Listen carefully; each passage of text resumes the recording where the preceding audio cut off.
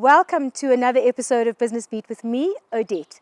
And today we are talking about the business of gardening and landscaping. You may be wondering what that has to do with marketing, but the lady I'm going to be talking to is a seasoned marketer who's used everything she learned in marketing to build her successful landscaping business. And she decided to hang up her corporate gear and pick up a spade. So from the business of marketing and the corporate world into the business of landscaping. When we spoke the other day, you said to me that everything you did and learned in marketing has influenced what you do today. Talk to me about that. Well, Odette, they're both very creative processes. For me, marketing is about solving problems in a creative way, and gardening is very much the same. Every site has its own little hiccups and issues, and you're basically solving problems and creating a pretty picture at the same time. So you're saying that in the business of gardening and landscaping, it really is about providing solutions, right? What kind of solutions are you talking about? So is it, for example, somebody wants shade, somebody wants something that looks pretty, somebody wants something that is a particular shape? What are the solutions that you look for in landscaping and gardening? Well, every garden has its own environment, climate. There will be shady areas, there will be sunny areas. These areas require different plants. There isn't a one-size-fits-all in gardening. One of the most common problems with gardening is that people shop with their eyes. They go off to the nursery and they shop for what looks pretty and take it off home and then end up planting it in the wrong space. So coming back to when we're talking about the marketing process, yes, with gardening it's the same thing. You need to start off with what is the problem, gather all the information, what are you dealing with in your garden, where is the sun, where is the shade, what are the soil conditions, all of that, then work on a concept for the garden, for what it is that you're trying to achieve in it. Once you have the concept, you need to plan it. What are all the details that go into it, the design of it.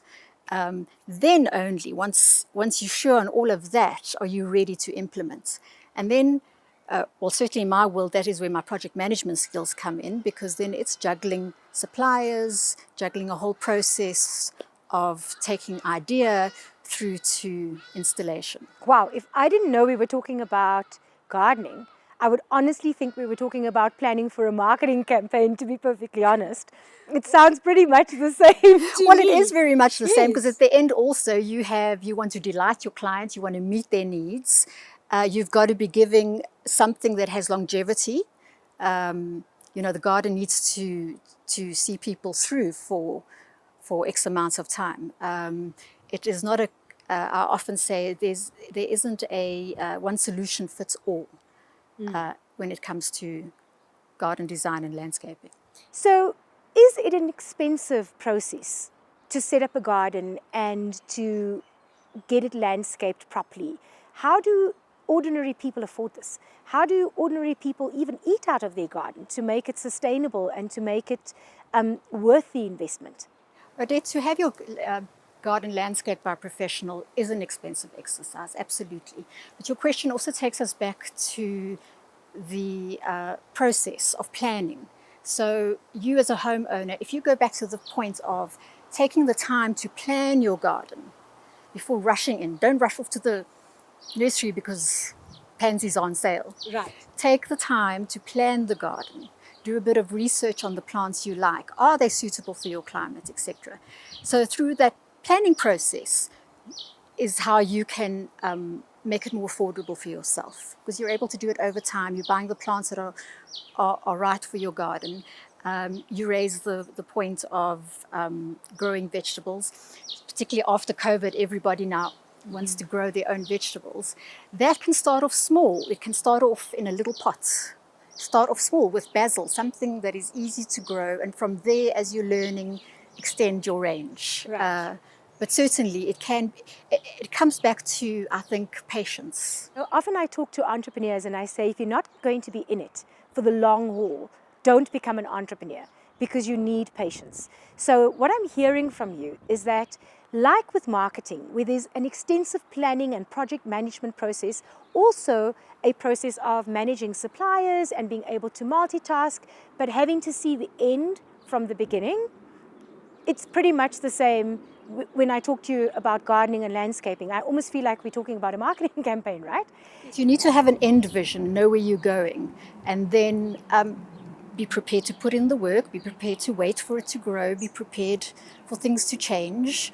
Maybe this season we have a really dry season and things in your garden take a bit of a knock. Then you've got to step in with a strategy for that. But it comes back to working at it. Growing your own vegetables, right? Eating out of your garden. Does it look as pretty as flowers, or can you make a vegetable garden a feature? Can you make it part of the sort of selling point of your home? Absolutely, because again, if you look at a design from design perspective, you can have a pretty layout that you set out. With vegetables, there are many edible flowers that can be planted with vegetables. Things like lavender, nasturtiums, marigolds are good for keeping pests away. So absolutely, a vegetable garden can be very, very pretty, or it can be basic. If you are planting fruit like vegetables, as you said, the way to make it flourish is to actually harvest them. So pick them and then more will grow. And more will grow. And that's phenomenal, because if you have, for example, carrots, or if you have fruit trees, the more you pick it, the more it grows, the more you can feed your family with whatever comes out of your garden. And that way you are actually, in a sense, saving. You can actually even feed your community if you do it right, right? Absolutely, yes. And there's such a great reward with knowing that you're eating something that you've tended to yourself, and that you've grown yourself, that you've looked after. You've nourished it, and now it nourishes you in return. And in these difficult times, it's so important if you can give back to your community, if you can actually take from your garden and share with everybody else. That's a wonderful thing. It talks to our spirit of Ubuntu as South Africans, you know.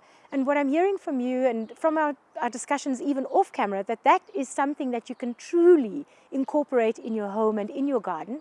And with the help of somebody like yourself, you can get that plan that you need, and then you can budget accordingly so that your garden can look pretty, and you can also have something that's quite sustainable for yourself and your family, but perhaps your neighbors too, right? Absolutely. That's awesome. Thank you so much for teaching me that there is a lot more to marketing in terms of influence than just being in a boardroom and creating campaigns to get customers to buy things. You've taught me that all the skills I've learned can be used, repurposed, repackaged, and I can do something quite significant with it, and in so doing actually help others. It's been a wonderful chat. Thank you, Felicity, for joining us. And to the viewers, now you know that you too can have a beautiful garden, a sustainable garden, and you can feed your family from your garden. And if you thought that it had nothing to do with marketing, rethink about everything Felicity said. Planning, implementing, project managing, everything that you need to be a successful marketer and an entrepreneur, and of course, a really good gardener. See you next week.